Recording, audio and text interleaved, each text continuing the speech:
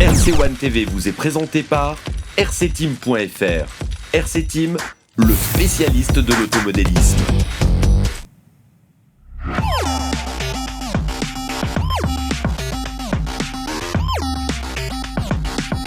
Bienvenue pour ce deuxième numéro de RC One TV, l'émission francophone dédiée au modélisme radiocommandé.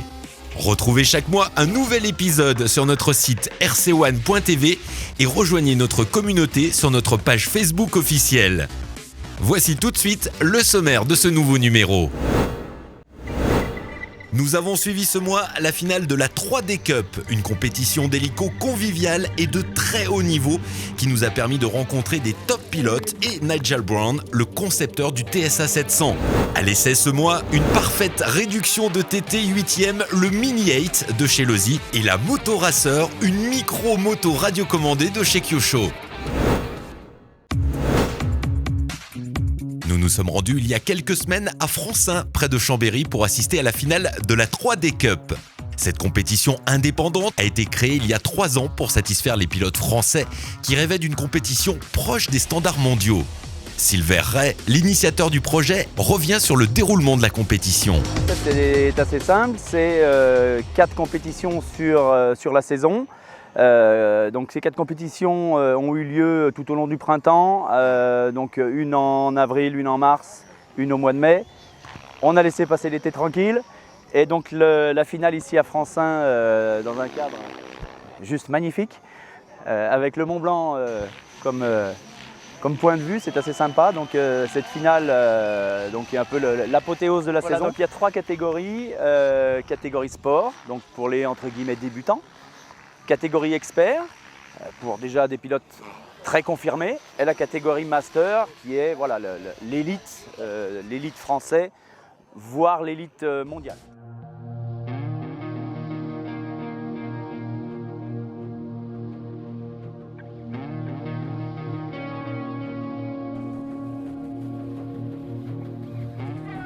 La 3D Cup est une compétition conviviale, populaire et de très haut niveau qui accueille désormais des top pilotes européens. Au fil des ans, la 3D Cup est devenue une compétition référence avec une participation de plus en plus importante.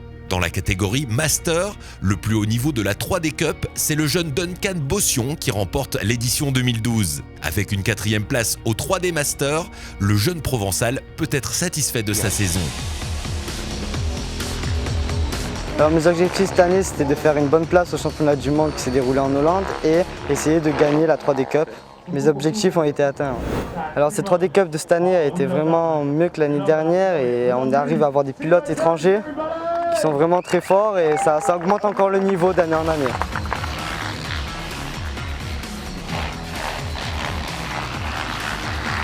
Avec donc une finale ici à Francin avec 50 pilotes.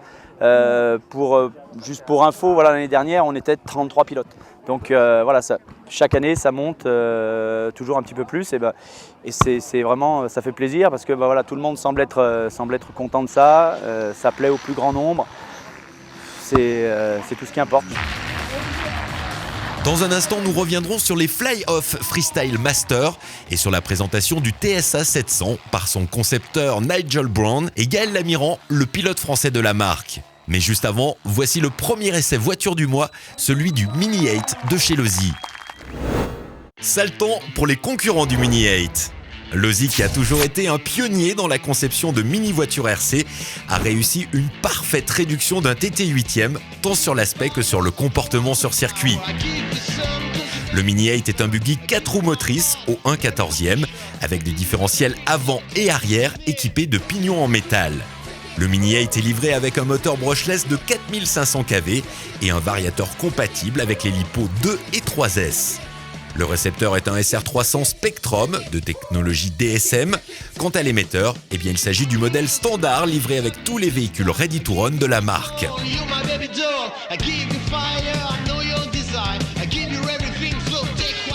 Au niveau de la conception, c'est du sérieux. Le châssis est en alu, tout comme le support moteur réglable, les amortisseurs et leur support. La carrosserie, qui est livrée peinte, assure une parfaite étanchéité et permet de garder au propre la radio et la motorisation. Conçue dans le même plastique que la gamme micro de chez Losi, cette carrosserie est fragile et nous aurions préféré une vraie coque en Lexan. Sur la piste, l'illusion est parfaite. Le Mini 8 est un vrai buggy, il est vif et très stable sur les sauts. On prend vite confiance, mais les premières casquettes calment vite nos ardeurs et nous rappellent que ce buggy est un format mini. Durant cet essai, nous avons malmené le Mini 8 sur une piste hors norme pour cette échelle et nous n'avons eu aucune casse à déplorer. Des témoignages de pilotes signalent tout de même une faiblesse au niveau des chapes et des capuchons des amortisseurs. Dans le choix de la piste, il faudra aussi tenir compte du revêtement. Petite taille oblige, le Mini 8 préfère les billards aux pistes caillouteuses. À moins de 250 €, le Mini 8 est un achat coup de cœur raisonnable. Une machine que nous conseillons à tous les pilotes pouvant évoluer sur piste pour profiter pleinement de ses grandes capacités.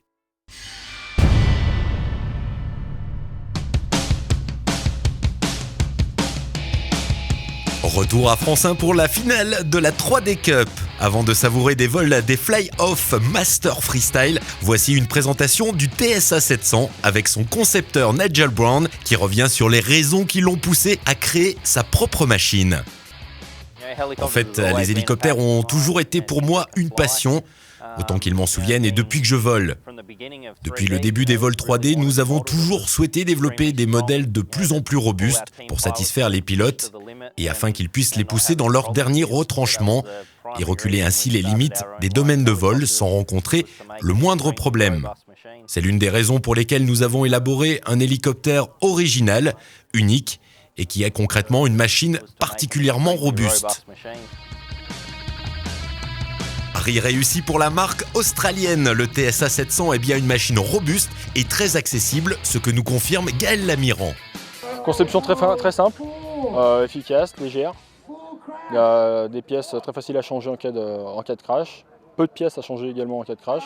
J'ai pu expérimenter hier, ça se répare en une demi-heure, donc c'est plutôt pas mal.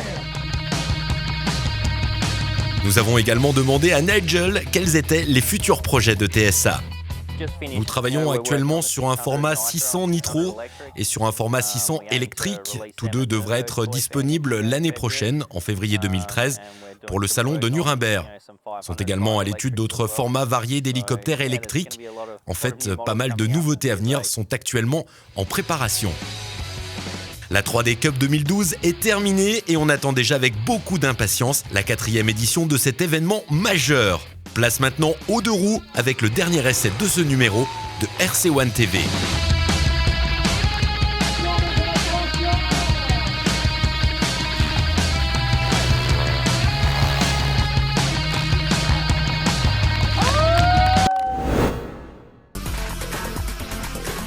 La YZF M1 est une moto de compétition que Yamaha a créée pour participer au championnat de MotoGP. C'est aussi le modèle que Kyosho a choisi de reproduire à l'échelle 1/18e et que nous avons essayé pour RC1 TV. L'inventeur de la Mini Z et de la D-Nano a encore frappé un grand coup en fabriquant la plus petite moto radiocommandée.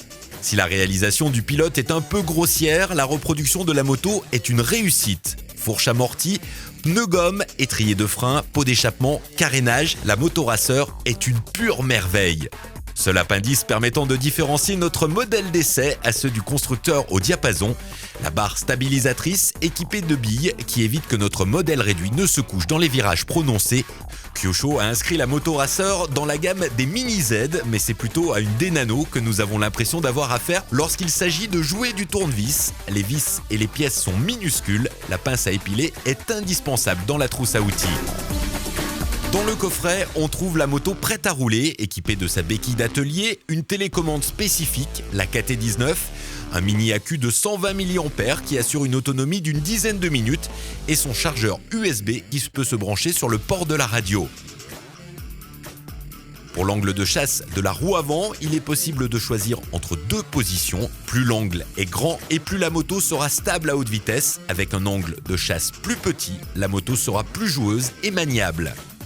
La prise en main n'est pas aussi évidente que celle d'une voiture, mais elle reste facile et procure immédiatement beaucoup de plaisir. Si la moto racer tient dans le creux de la main, il faut de l'espace pour faire évoluer la YZF et l'achat d'options semble nécessaire pour rouler sur une piste de Mini Z. Pour conclure, nous pouvons dire que nous avons succombé au charme de cette micro-moto RC qui gardera certainement sa place sur les étagères de la rédaction. peut-être aux côtés de la Ducati Desmo qui vient tout juste de compléter la gamme. Ce deuxième numéro de RC1 TV est maintenant terminé. Rendez-vous le mois prochain pour un nouvel épisode. Hello, ASSI TV from the 3D Cup here in France. Glorious day. Welcome along. I hope you enjoyed the flying. I'm Nick Johnson. Take care. Bye.